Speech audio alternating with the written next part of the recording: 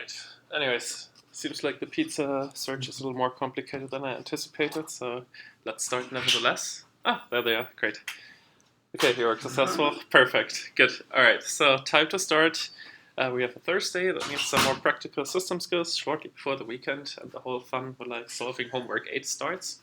So, what's today's topic? Well, today's topic is like one of the elementary building blocks when it comes to like web applications, data, and so on. And so it's today all about JavaScript and JSON. So what is JavaScript? Well, originally it was like created like 25 years ago for some now pretty much defunct browser called Netscape, which you might still know in some videos where like it's all about like browser wars and like lawsuits and so on, and Internet Explorer and whatever. So this was all about Netscape, but today it's not anymore Netscape, it's more like all Chrome, Firefox, a little Safari, and whatever Microsoft is currently developing. And so originally what it was thought like is like some scripting language which you can use to enhance your web page. And because sometimes when it's like developed at like businesses, there's some smart people in the marketing department and they decide, hey, we have to brand some technology and give it some name so our customers know what it's all about. And during that time, Java was pretty much en vogue. And so in order to market this new scripting language better, it was just decided, hey, let's just call it JavaScript, though it actually has nothing to do with Java. So this is just marketing, basically. And that's like where maybe some confusion might still stem from, but it's really a separate thing from Java. The only thing they have a little in common is like they're both following some sort of C language-like inspired syntax. So if you know some Java or C or C++, much of the syntax in JavaScript may look like familiar when it comes to like loops, ifs, blocks, and so on. And how's it used today? Well, today it's pretty much the language if you want to do manipulations for your documents on the client side, meaning you basically can implement some logic and then it runs in your browser and you can use that to manipulate everything that could happen in a browser. And you use Java typically for that, so that means JavaScript is basically the language to do client-side computing in a web application. There's also some people who kind of think they can leverage that whole thing and they actually brought JavaScript to like the server side. And the popular framework to do like server-side scripting using JavaScript is Node.js for that. So where does JavaScript fit in? Well, we basically have like 3 building blocks when it comes to like delivering a web page and then doing something with it. First of all, we have like kind of HTML as the base of everything. And so HTML, or the markup language, defines what the content is. And as we learned, this is like done using tags.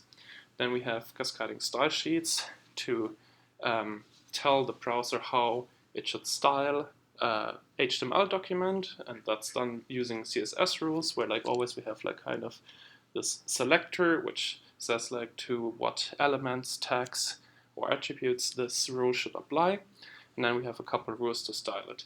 And JavaScript now is the third companion in this kind of setup. And what it does is basically you can add some logic which changes the content or presentation of our website dynamically on the client side, so in the browser. So why should we actually bother to learn it? Because we already had like a couple languages in CS6. Well, the truth is like it's one of these languages that are always in the top 5, 10 or so. And the reason for that is that's because basically if you do client-side computing today, JavaScript is the default that's like everywhere used. And so for that reason, it usually always makes the top in like all these studies on like what's the most popular programming language, though these studies always should be taken with a grain of salt, because I mean, it's always a question who is actually getting interviewed there and what are the motives of the company behind that study. Great, so there are like a lot of resources for JavaScript available. Of course, the internet here is the best library. However, if you prefer to read a book, there's a new book, which is like the JavaScript and jQuery book. That's like one of these 2 that come in a set, like the HTML CSS book. So if you're new to JavaScript or just like something that is like beautifully laid out and like not too much content, but a lot of ink on each page, then this is a really great book to quickly learn JavaScript or just look up things. And today we're gonna cover roughly chapters 1 to 8. Yeah. Why do people use JavaScript as like the logic rather than using Python as a logic, as like what we did in the previous? Yes, that's an excellent question. So the thing is, you can basically use everything for anything when it comes to like programming languages, right? There's only one condition, which is kind of useful if it's like Turing complete, so you can compute pretty much everything. Then you can use any language for pretty much everything. However, there's always a trade-off. There's a trade-off like how fast can you develop things, and the other one is like how fast does it actually execute. And when it comes to writing a web application, you have two more trade-offs to do. Like one is you have your server, right? That's ideally some machine that you control, right? I mean, you can buy a very beefed up server. Let's say, well, we have the money, let's buy 100 cores, and then we just put like our web application there, super beefed up, so computation is very quick, right? So we could do that and just compute everything there. Then we have another bottleneck, and that's like, if we want to ship the data over a slow network, what should we do, right? And then kind of, this is like one trade-off we have to do. On the other side, we might have like some very powerful device, like whatever, an iPhone or so, right? Which is pretty fast at computing things on the client side, but like network connection is slow, right? So maybe it makes more sense to compute stuff on our device, right? Or like the client side. And so that's basically a trade-off. And it's actually, there's no right or wrong answer. It's like really depending what application you're doing and where you want to put computations in there. And to kind of show you where this trade-off is coming from, there's actually like one problem in homework 8 where you will see that there can be also the thing that you have a very slow client-side computation and, server-side computation, and you kind of see that like the user experience really is not the greatest with like such slow requests. Great. All right. So yeah, there's like two more websites I found which are pretty handy. So if you need some reference, I can highly recommend to go there. And so let's see, how can we actually work with JavaScript productively? So the good news is that pretty much every browser supports it. And the kind of widely deployed ones like Chrome, Firefox, and Safari, they all have a built-in JavaScript console, which offers us a REPL environment where we can basically try out and develop code very quickly. And another thing that's like very cool is there's like a couple of websites which usually offer you like kind of three windows, right? Like an HTML window, an CSS window, and a JavaScript window where you can quickly try out a snippet or a small code piece to quickly develop or test out things in some environment. And you can also share it, of course. And that's also like usually what's included if you go to Stack Overflow or so. That people there usually just share like a JS Fiddle or like CodePen with like the solution to like some answer. So how does JavaScript work? Well, first of all, it's a weakly typed dynamic language, similar to Python, though there are like a lot of differences underneath. Has like C-like statements, and you can optionally terminate them with like a semicolon. So that means you can write multiple statements in one line, and you have not this weird thing of like Python where like white space actually has a semantic meaning. Here you can put white space wherever you want, and it's just logically terminated statements like in any C language. Boolean expressions now work like in any C language, so it means like a double ampersand and double vertical bar for like logical AND and OR. Luckily, there's also increment and decrement operators, and comments are just done as in any C language using like double slash or like the C-like block comment syntax. And the good news is, of course, we can use all of that to write some simple expressions. So let's try this out. So how does it work? Well, go in our browser. Then on Mac it's like Command Option and I think J. And then Chrome opens up our JavaScript development console here. Now we can just use that to write like some simple JavaScript expressions. There's a lot of quirks in JavaScript. So for example, if I write something like hello, hello in CS whatever 6, right? Then it actually automatically converts the 6 to a string and puts it together in a string. And there's a lot of these things, and I mean, of course, I can write like all sorts of like expressions using parentheses and so on. Can also just convert the result quickly to a string. And so this is like one very quick way to quickly develop and try out some JavaScript code. And as usual, as we kind of started out with like the Bash environment, a REPL is great to quickly develop code, and then you can just like copy and paste it to your IDE or so if you want to quickly try out something. Wonderful. So the next thing is like, of course, when it comes to like introducing a new language, the first thing to do is always, let's do a hello world program. And we can do that in JavaScript, of course, too. And so the question is now, how can we actually include our JavaScript code in the web page? And there are like multiple options. One is we can just embed the code as part of the HTML source code.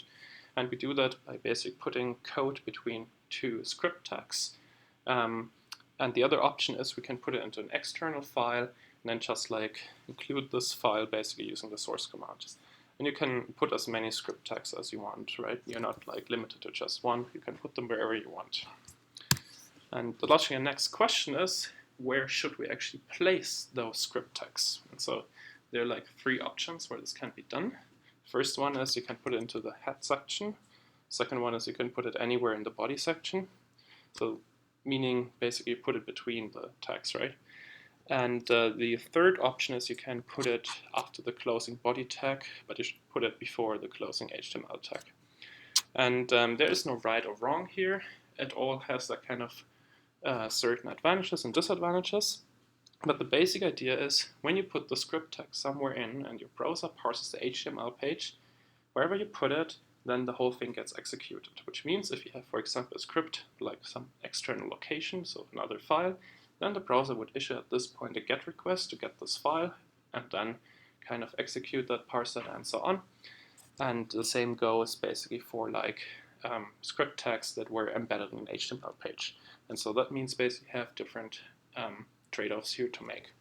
And there's, as I said, no right or wrong, but like a general practice I would recommend is like if you have external files, just include them in the head section so your browser can issue early enough the GET requests and fetch those files. And if you write like some page-specific code, the best is like after the body tag or like kind of as the last element in the body tag. That's just because you've defined then all the structure of your HTML page before your first script starts, so it's all set and you can like manipulate it then in whatever fashion you want. Great. Yeah, let's try this out. So how it works is basically we have some function document.write where we can add some text to a page. And when you write these scripts in like some editors like Pattern, for example, which I'm going to use, so we have like all these great snippets to kind of not have to waste too much time by always writing the same elementary HTML setup. So we can do like something like here, hello world in JavaScript, right? And then let's say I want to include here the script tag, so I can do this also. Sometimes you see that there's like this attribute additionally there that's like type equals text/JavaScript. That's mainly historical because there used to be other scripting languages, but today it's pretty much only JavaScript. So you can also just leave that away. You don't have to write it. Another attribute that's often encountered also on like some historic pages is like it's like language equals JavaScript. But today you don't need to do that anymore. Just script is totally fine. Great. So let's do this and let's write some basic hello world. So hello world screams tux while he is fishing or so. Great. Let's do that. And as I said, you don't have to end a statement with like a semicolon. You can optionally put it there, but you don't have to. That's a comment. Okay, wonderful. And now if you want to open that page, we can do that quickly by just using this very neat Mac built-in command open, which opens our file. And yeah, there's our web page, and we see produce the hello world. Yeah. So you don't need to terminate it with a semicolon? No, they don't. So here the idea is basically if I write like multiple statements on one line, I have to write some semicolon. But if it's kind of obvious, I mean there are certain rules to it that kind of a new line delimiter could like delimit the statement, then I don't have to do it. So you don't need to. Okay, wonderful. The next topic is, of course, in any programming language, how can we define variables? And so in JavaScript, we have like 4 options how we can do that. We have 3 keywords for it. We have like let, const, and var.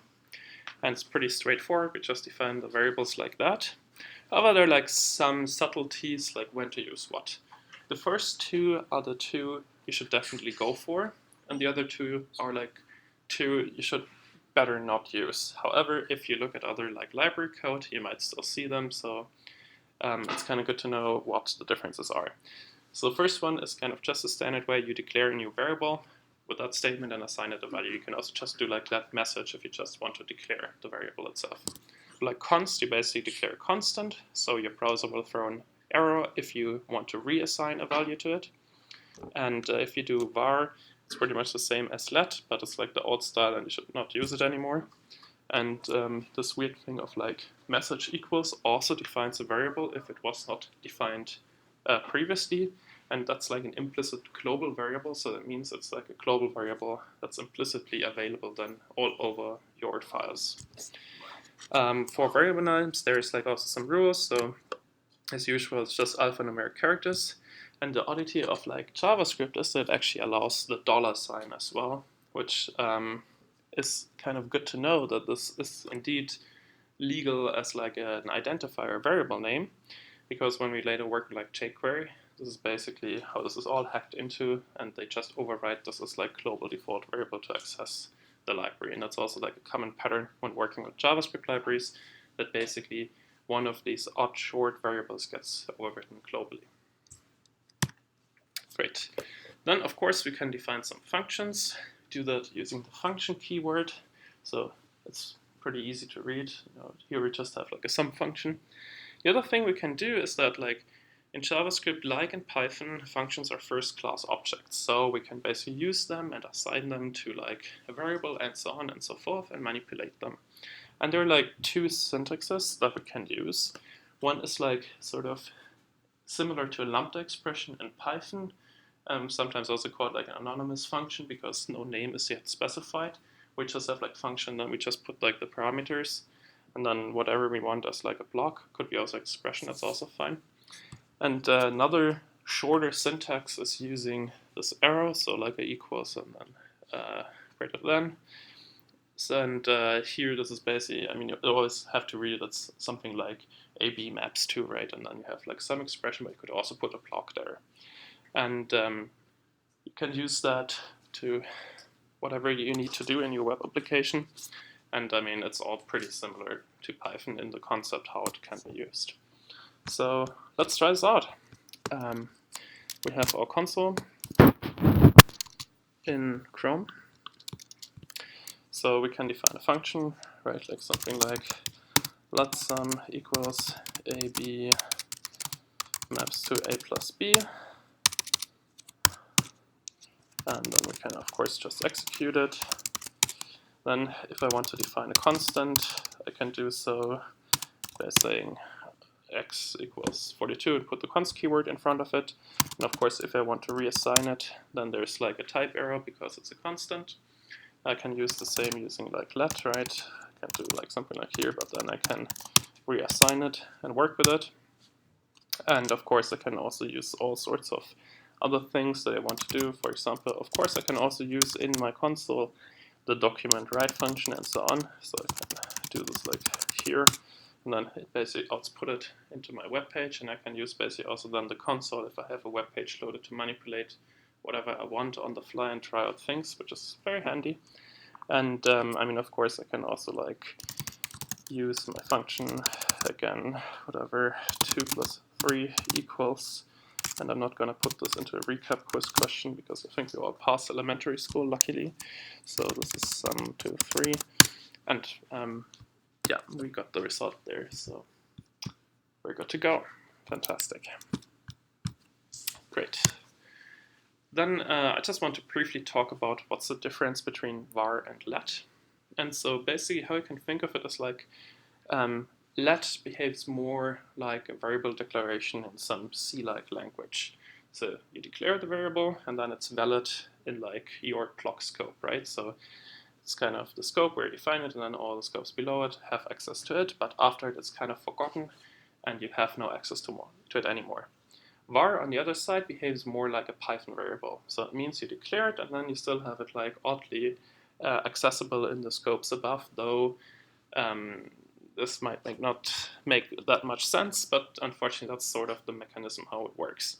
And so here we have some simple example which illustrates the difference. So here we basically have like let message equals that, and let only declares in that current scope, which is like defined via those curly braces, right? This would make up open a new block, and then you define all the stuff in it, and after the block is like done, all the variables defined in it via let are forgotten. However, when we do var, this will be not forgotten, so that means we can still access it after it. And that's also the primary reason why like many people advocate better just use let in JavaScript and not var, because this might lead to some very hard to trace bugs because of like variables being potentially overwritten and you don't know what's really going on or have to dig into like a lot of code to find it out. And since it's weakly type, it's not the easiest. Yeah. So Python variables behave like the second? Yeah, more like the second. I mean, there's also like still some slight differences, but kind of the scoping rules behave similarly. But like not globally to the entire program, just Yes. Yeah. So it's basically it's like either. I mean, if you define a var like in a global scope, right, then it's Right. global, right? But if you define in a function scope, like var is global in the function scope. So Okay. that means like kind of if you have a function, right, and I would put this block thing into the function, after the block I could still write like document write message and I would have access to var. Would that override the global scope? That's a good question. I think not, because then you defined a new one, var. But if you didn't define it, then it should not override it because it has like a function closure capture. So it captures basically the variables and makes a copy, right? And then you have it. Okay, great. Moving on. We have, of course, some control structures in JavaScript as well. And they pretty much look like a C language, so with a semicolon syntax, for loop, and so on. And yeah, we can use that to do like all sorts of cool things. There's also another very handy shortcut, and that is like we can use console.log to print out whatever we want to the console. So that means instead of doing document write hello world, we can also do a console hello world by just typing console log hello world, and then this basically prints it out to the console, which can come in very handy when you write web pages and you want to debug your output. You can just write all sorts of debug information to the console and trace like then what's going on in your program, for example. Great. Next topic is string formatting. So unfortunately, there's no fancy sprintf or format function built in, like unlike as in Python. However, what you can do to build like strings quickly is either use like some JavaScript library which has fancy string formatting utilities, or you just basically use these implicit string conversions and then just create your string using like plus and so on. And you can leverage that to kind of quickly create a nicely formatted string. The other question is always, when it comes to string formatting, how can we go the other way? So how can we go from a string back to like a number or so? And there's like a couple built-ins. Two functions are particularly handy, and that's parseInt and parseFloat, which basically convert a string to like an integer or floating number. And the other option is one can also use constructors. In that case, in Java, they're usually similar to Java, done with like an uppercase letter at the front, and it's like Boolean or number. For example, if you want to parse like a true/false string to like a Boolean value, or a number to like a number value. So let's try this out. So let's say we have something like 1, 2, 7, 8. Then we can parse it. Oh, okay.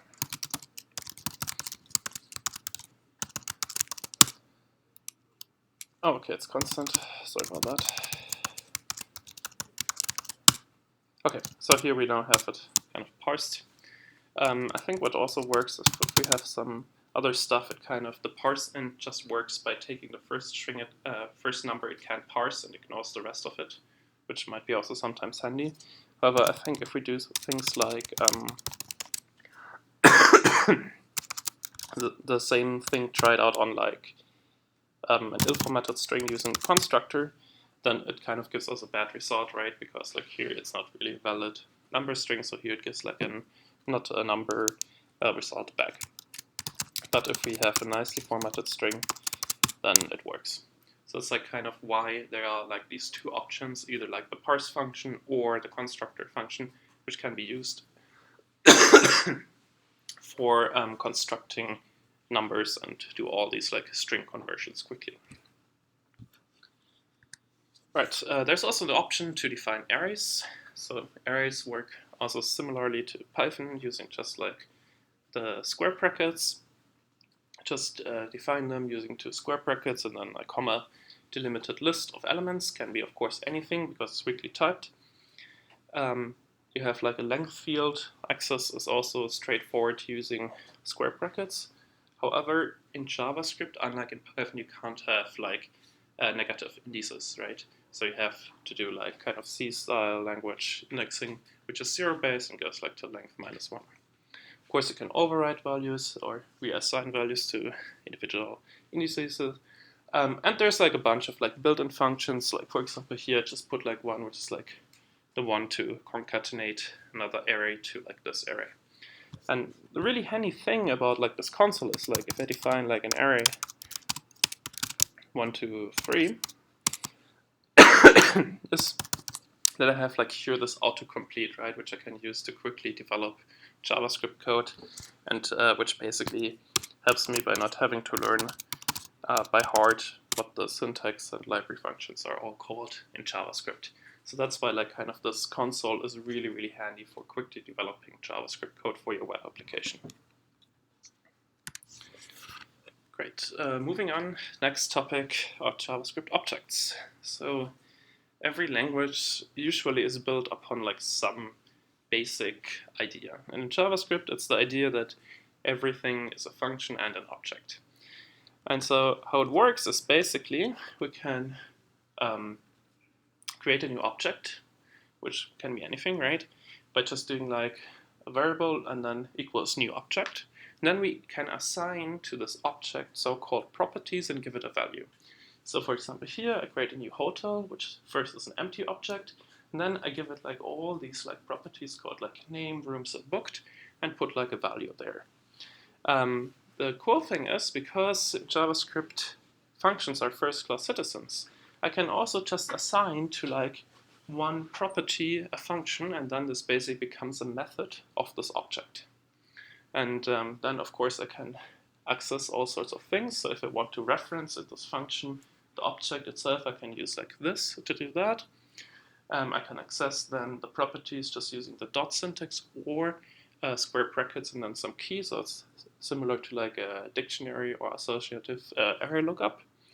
If I want to remove a property, I can do that using the delete keyword. And I can also add new properties. If it's not like defined before, it will be just added to like this object. And then I can use this mechanism basically to manipulate my objects in any way I want. So let's try it out.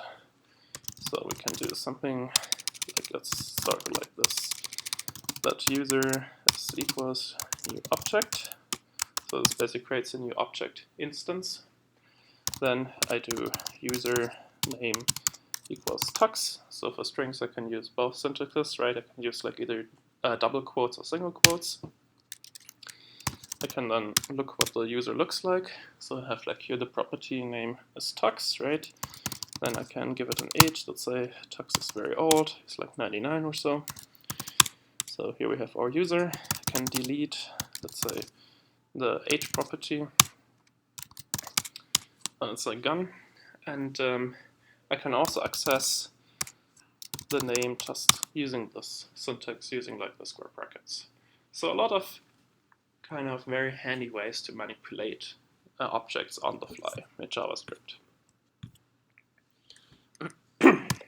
Great. The other thing that I can do is I can just construct an object on the fly using the literal syntax.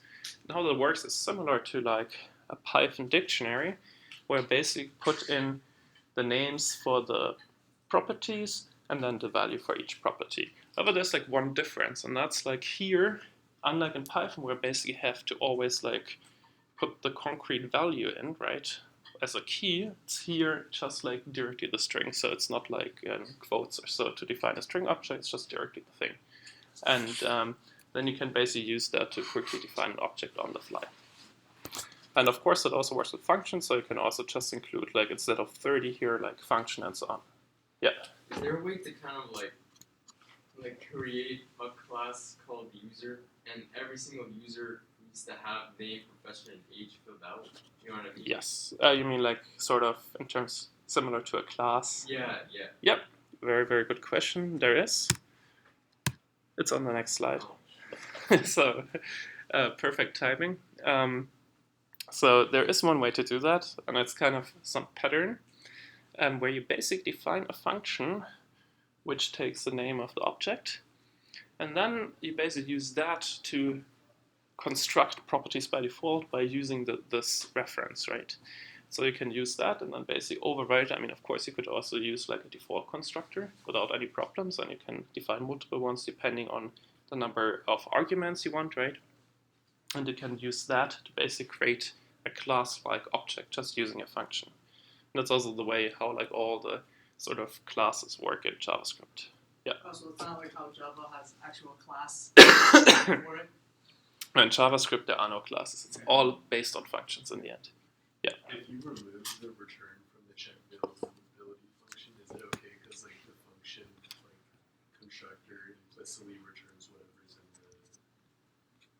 the. I'm not sure. So I would say the function would then return undefined. Okay.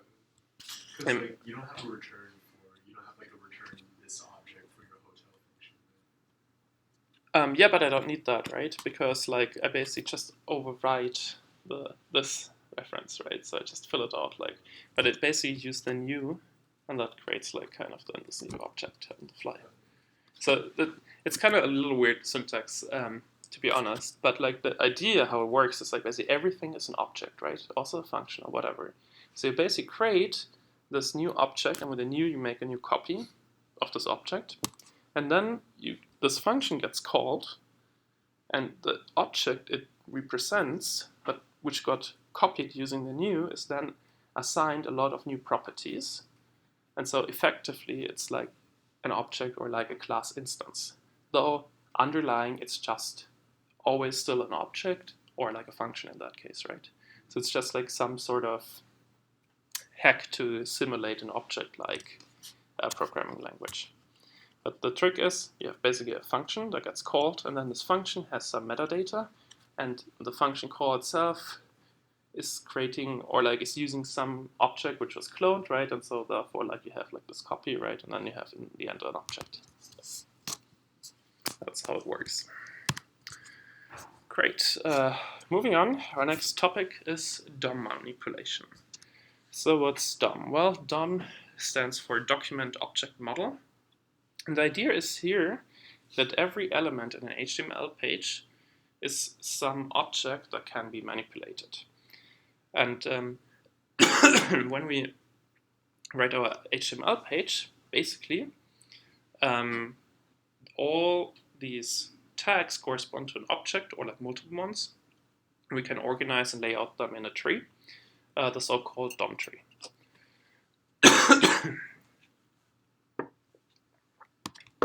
And then we can use JavaScript to add nodes, alter nodes, remove nodes, and so on. And of course, because it's a tree, we always need a root.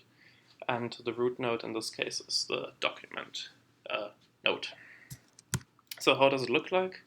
Well, luckily I found online an excellent example. And so we have here some basic HTML. And as you can see, it can be laid out into like a tree. So we have basically this fake root of like document as the root element. Then we have the HTML tag, which also is represented as some element. We have a section here which forms a subtree for the head, together with a title.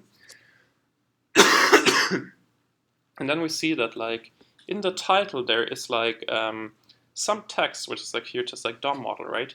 And for that, there's another specific node, which is like a text node to represent this type of data. And the same principle goes for any other tag. And sometimes they can get quite complicated, and so it's actually a quite big tree usually. And so, for example, if we look at like this one here, where we have like a paragraph tag with like an ID attribute, we see that basically also the attribute gets like represented as some sort of node. And so this kind of idea of like treat an HTML page as a tree of like nodes, where like each tag with like its attributes and content and so on is represented by some subtree, is always the image to have in mind when it comes to like JavaScript and manipulating a web page, because that's the core underlying principle of it. So how does it work?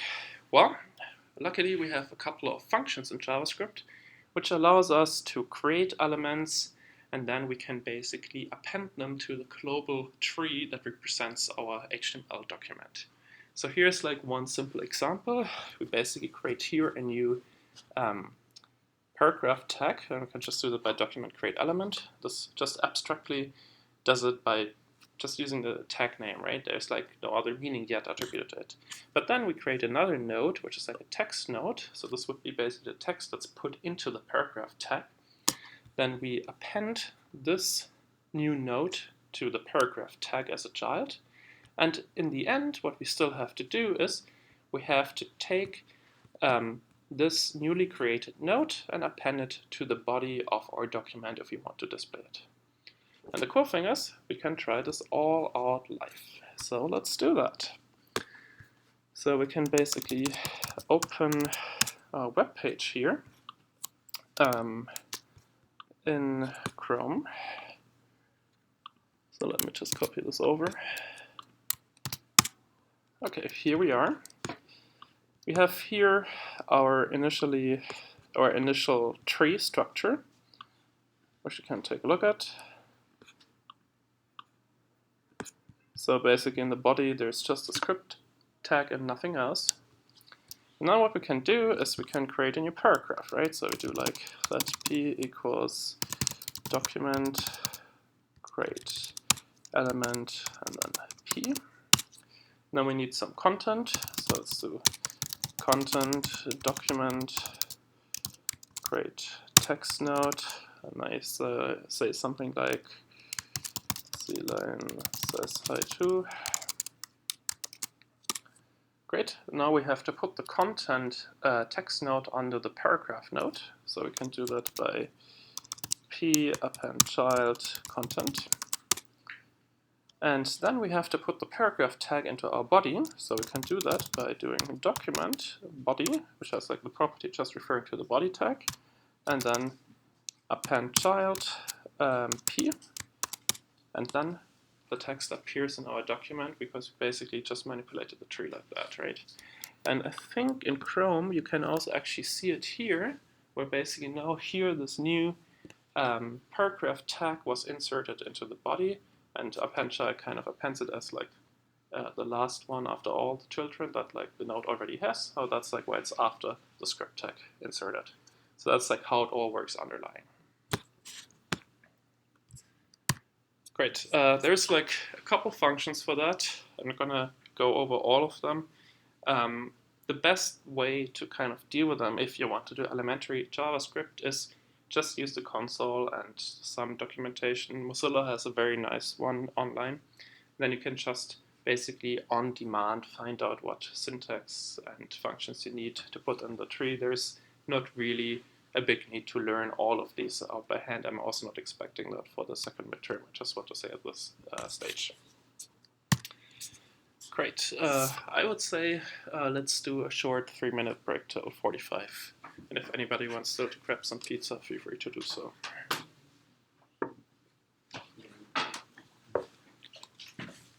Hey, Leonard, I got a question. Yeah.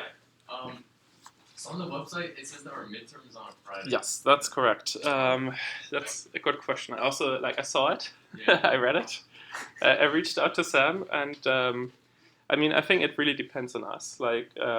Originally planned on Friday, just to have it kind of, it's the last day before everybody heads out to Thanksgiving, and that should be the last one where there's kind of a tough thing like a midterm, you know. Mhm. But I mean, if everybody would prefer to do it like on Thursday, I'm also totally fine with that. So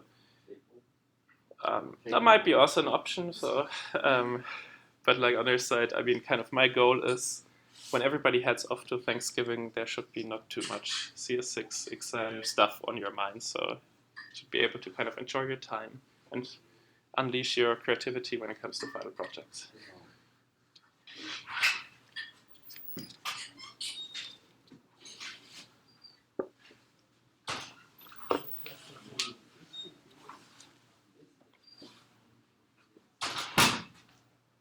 That's on Thursday. And this is on Friday. Ah, no food. Yo, what is this? It was what? It was a research thing downstairs. They were giving out pizza.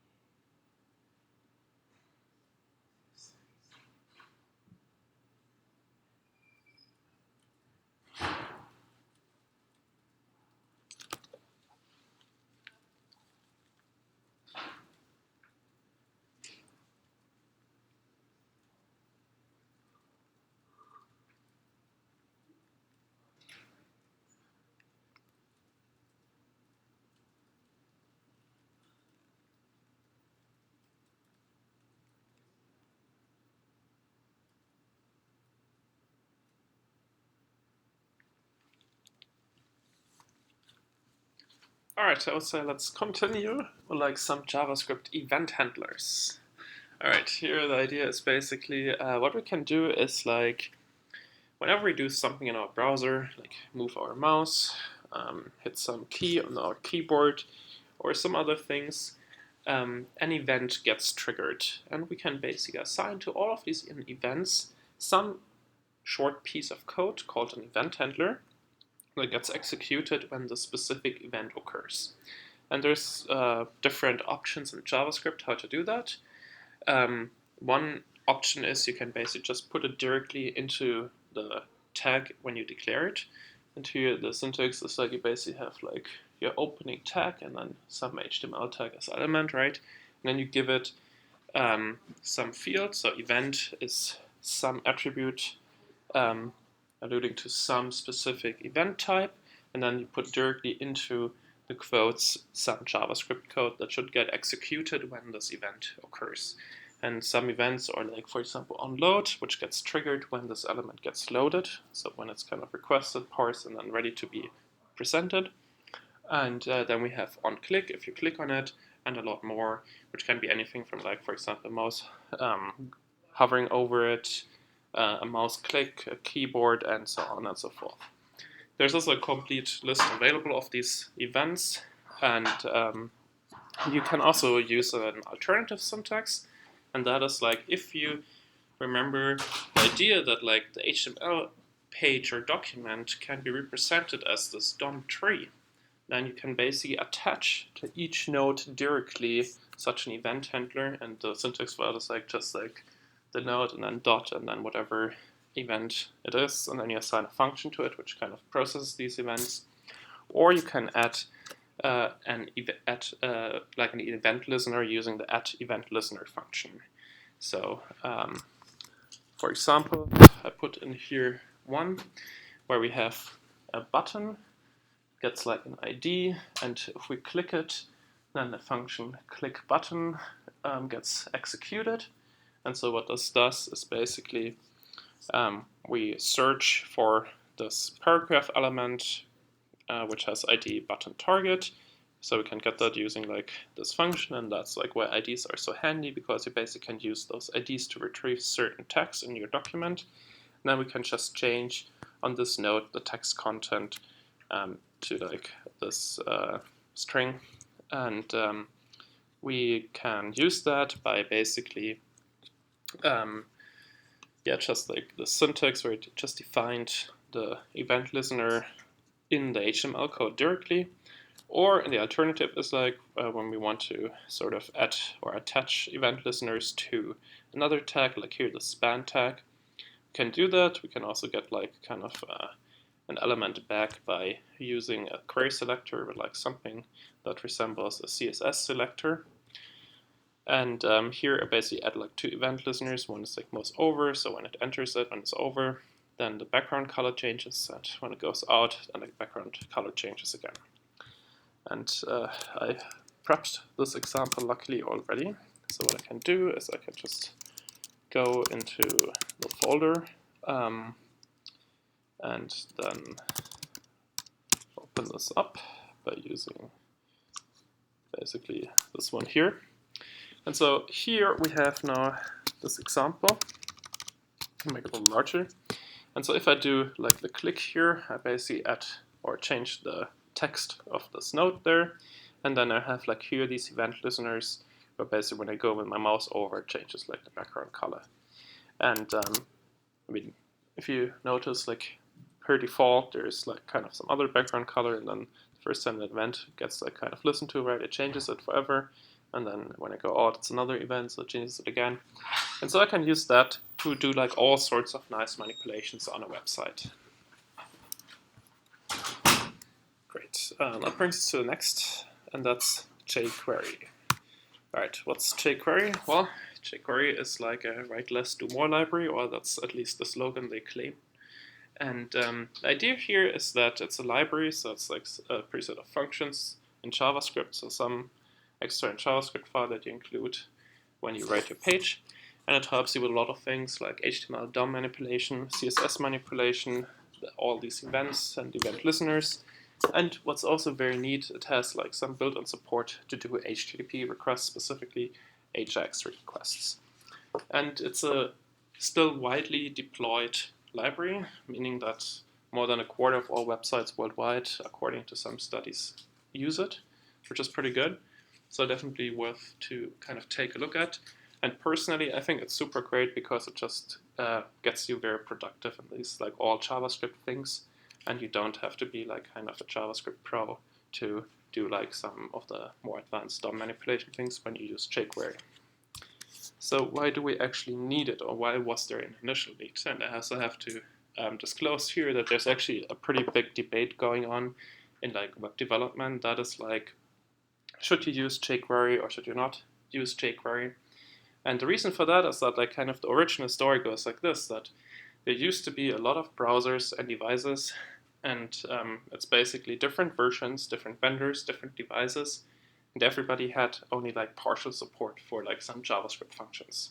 However, as a developer, you don't have, first of all, access to all the versions. You don't have access to all the browsers, because like also some might be like on some phones, right? Because like pretty much every mobile phone maker alters the browser to fit like some specific needs.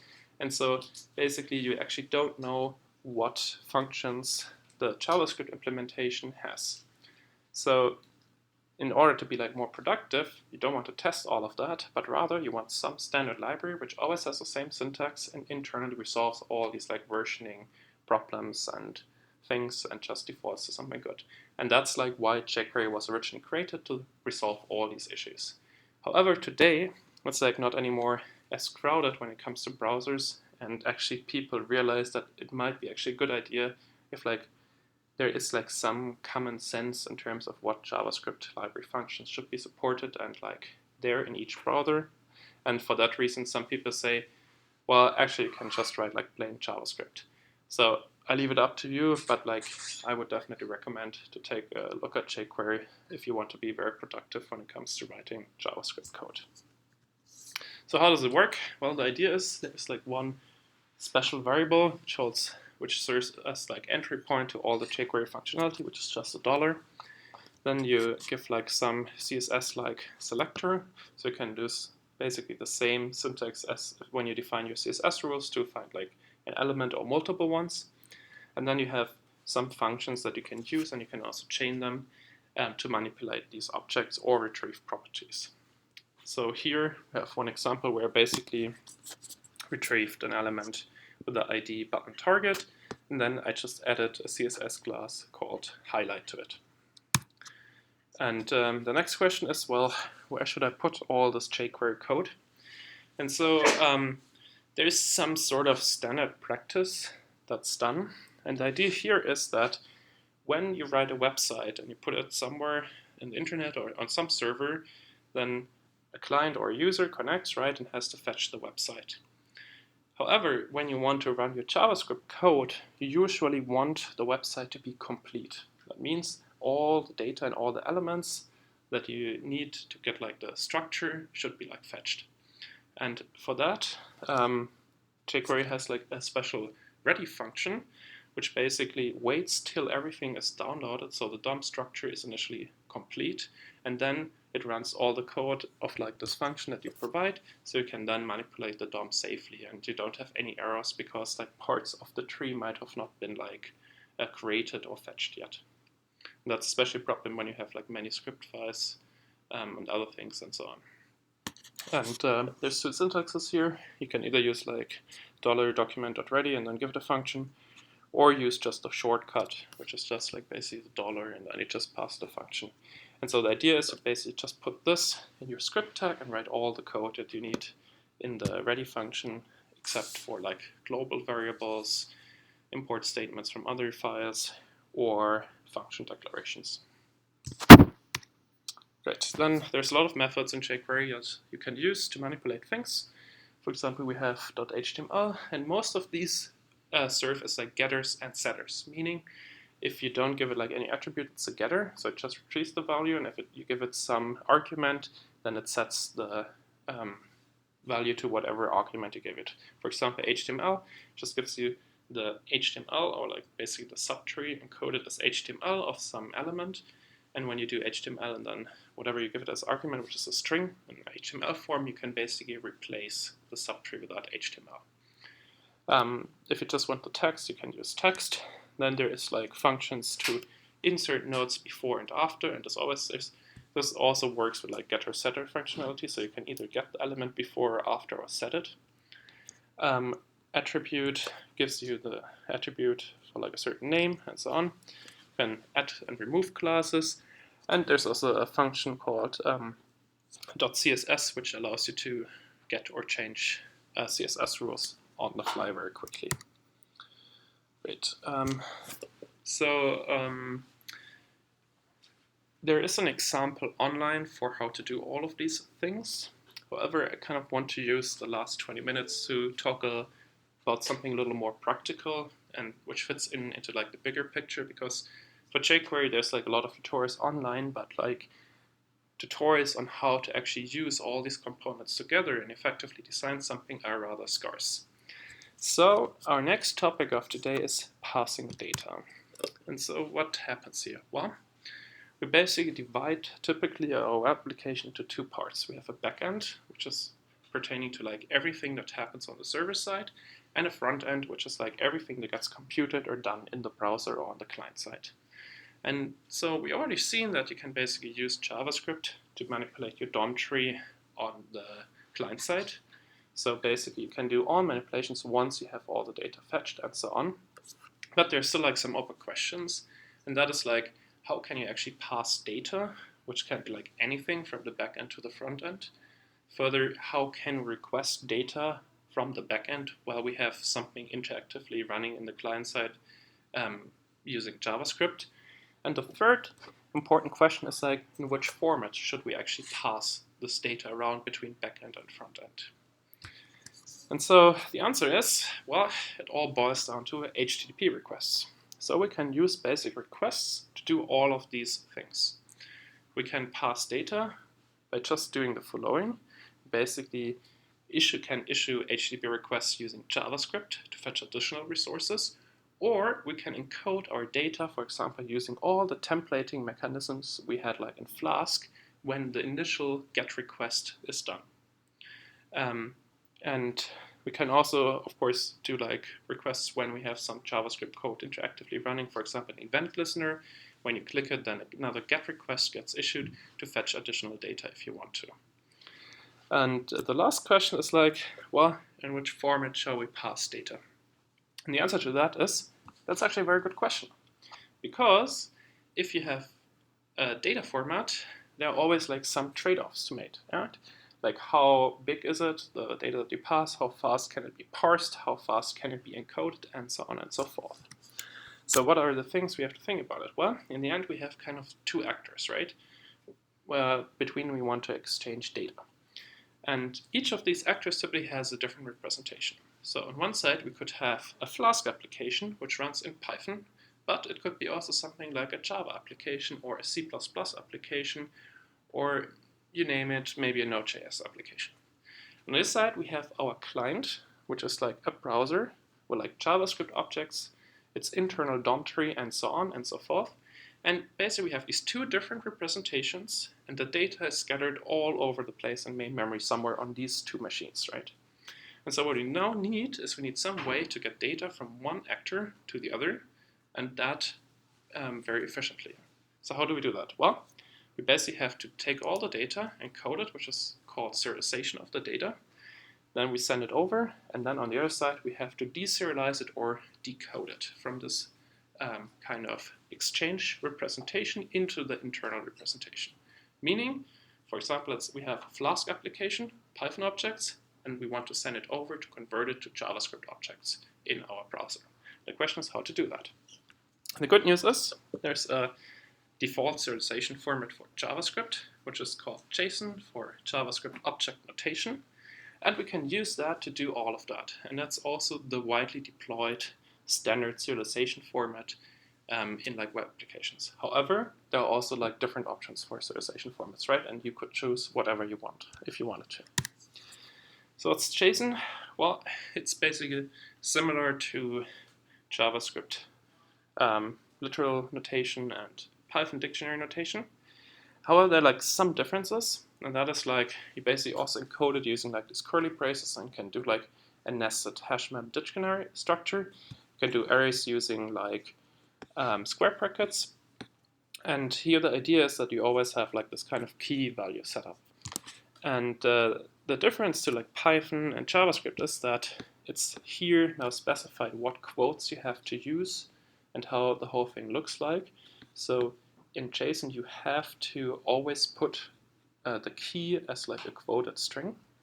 And if you have a string as object, it also has to be always quoted using double quotes, so single quotes are not allowed. You can put numbers directly in. You can also put like true, false in. And the same goes like sort of for arrays. So if you have like strings here, you also have to put them into like double quotes. And the interesting thing about JSON is that whereas it actually originally started out as like some fasterization format and interchange format for like web applications, it actually became more and more a default format to store data. And like organizations, businesses, and also exchange it specifically in the domain of data science.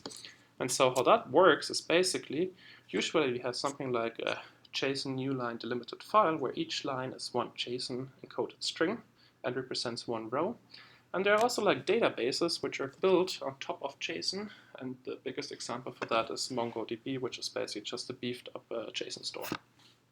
So that's why this is like kind of a very important format to know by heart how to encode it, how to decode it, and what things represent because it's so widely deployed. Yeah. Is there an automated way to make these JSONs rather than just like typing?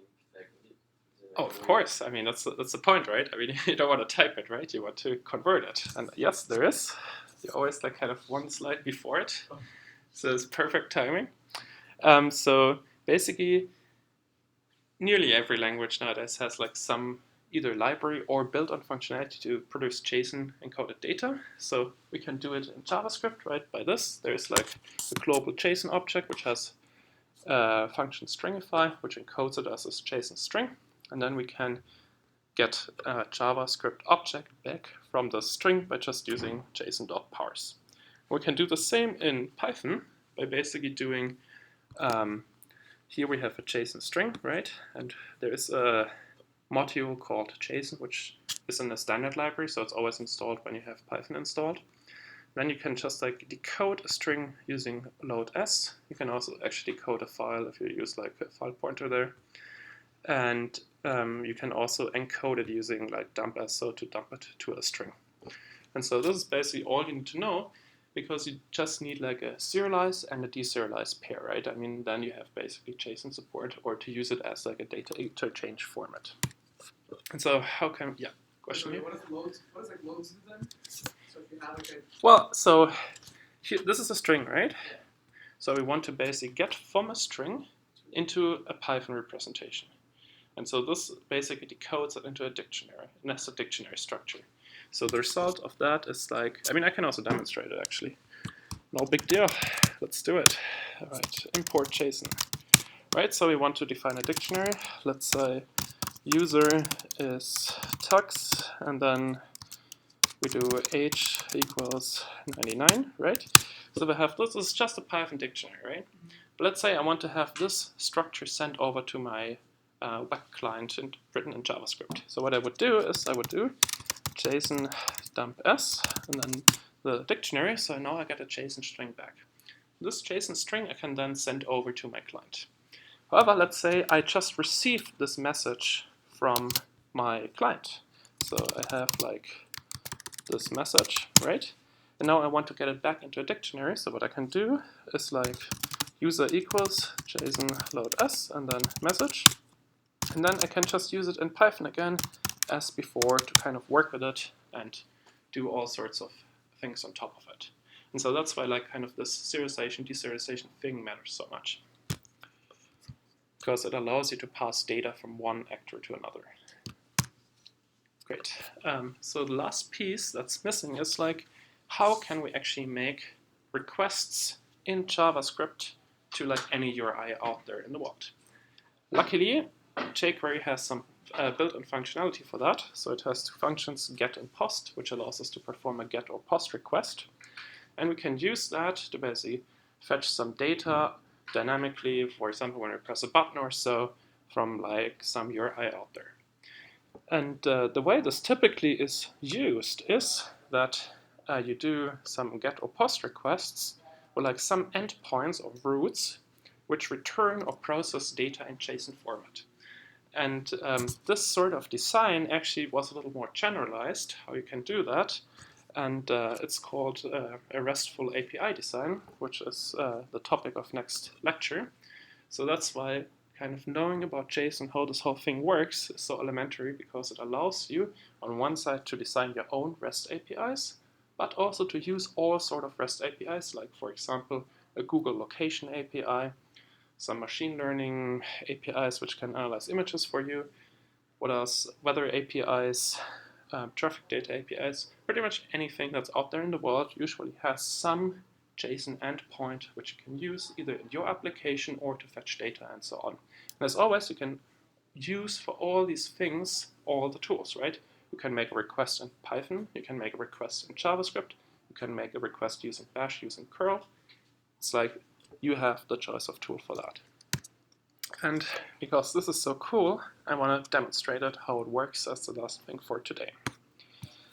So let's see where this is. We have it in our application. So if I open this up, so let's just run it, and then we go through the code. So it's just a simple, very, very simple Flask application. So what's happening here? Well, first the application. Nothing too exciting. I basically have here my index root, and I have some template which gets rendered at like index. And then I do something more interesting, and that is like I define here a root / table. And this root basically creates here a simple table using like basically an array of like dictionaries, where like each dictionary should represent a row, right? So I have like kind of key, which is like the column, right? And then the value of the column in that row, and so on. And then there's a special function in Flask which is called JSONify. What this does is basically it returns this Python object as a JSON version back on this root. So I basically just get directly a JSON object back on this root. And so how I can use that is if I go to my local host, right, it loads. But if I go to table, I just get here my JSON back. And so I can use that then in order to interact interactively with my like main site. So let's see how the code in the main site works. So if I go in here, of course I have my templates folder where I put like my template, right? And here I basically do the following. I have a button, like ID button, which is basically issuing a request to this table root. So what I can do is I have here everything set up in jQuery. So I have here my document ready function, which waits till everything is loaded and everything is fine, right? And then I add here, like this syntax, basically an event listener for the click event, so the event when I click on the button, to do something. And what is this event listener doing? Well, when I click the button, then I basically issue via jQuery a GET request to the root table. And when this GET request is done, it basically executes this JavaScript function here, which gets basically the data as response. And because it's JSON, it's automatically decoded already in jQuery. I don't have to decode it or do anything. It's just already in the correct presentation. And then I generate some HTML out of this JSON response. So here I just generate a basic HTML table, right?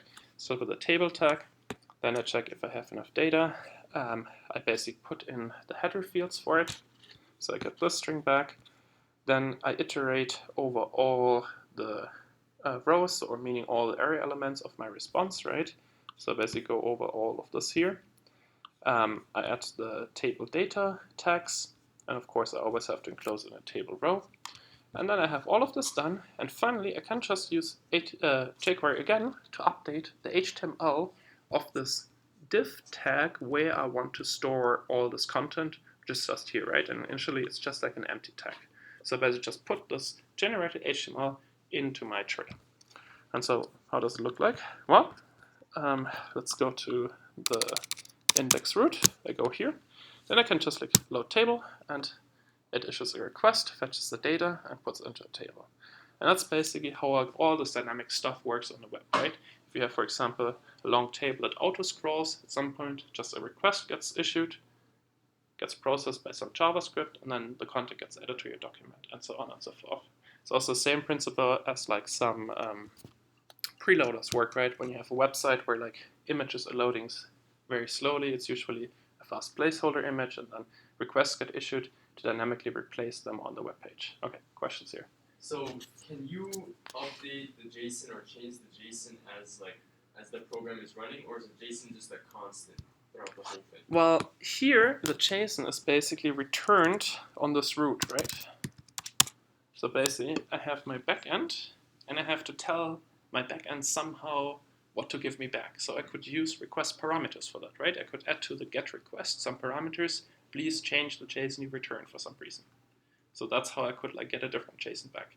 But here it's just a constant one because I basically fixed here the response to be just constant, the same, right? But I mean, of course, you can write whatever you want here. If you want to use parameters or so on, or you could also think of like something random, right? You could put like a random number generator and put something back, which also works.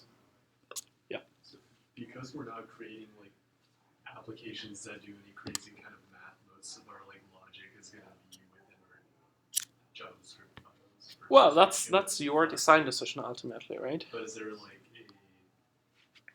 like a best practice, like what to put in your JavaScript logic versus your Python? Yeah, so there's like certain things you don't want to put into a client logic, right? So for example, you don't want to share data of like all users in the client logic, right? So you would not do that. But for example, things that are like, usually it's like everything that has to be interactive and fast should be on the client side because it's more likely it's fast. However, there's also a trade-off to make because like some users might have very, very slow devices. So then it might be better to do more computation on the server side. And it also depends on what sort of computations, right? Like for example, let's say we have no restrictions when it comes to data, and we want to do a simple database query, so something we will do next week. We could do the following thing. We could take all the data of the database, ship it to the client, and in the client make a query over all this data that we shipped, and put the result out. Totally fair, why not, right? But would you do that? No, right? Because you have to ship so much data, so bad idea. However, you could also do it on the server side and compute all of this there, and it would be good, right? However, in your homework, there's like another example, right? Where like you have to plot this Mandelbrot set, right? There we have a computation which is quite expensive, running on the server side. Basically, it puts a slow request back. The user has to wait and might get frustrated. And so, is that a good idea? Maybe not, right? For that reason, maybe it's better if you just put the logic to plot this thing on the client side and let the user watch while the thing is plotting in order to avoid any frustrations. And these are like all the kind of trade-offs you have to make as a developer. And that's also like where kind of the art of creating good web applications come in to make these trade-offs. What to put on the server side, what to put on the client side. Great, any more questions? No? Great, I think then we're done. I have just one last question. Let's make maybe a quick poll on like the midterm topic. Who would prefer Friday? Like last Friday before Thanksgiving? Who would prefer Thursday? During class, right? Yeah, during class time. I mean, there will be no class in either. There will be no class regardless? Yeah. Like in either case, it's just about the date. So if we decide on Friday, there will be no class on Thursday, right? Oh. It's just to give you like one more day to like kind of learn stuff and things, right? But like, I'm fine with either, so I don't care. So let's do this again, okay? So Friday.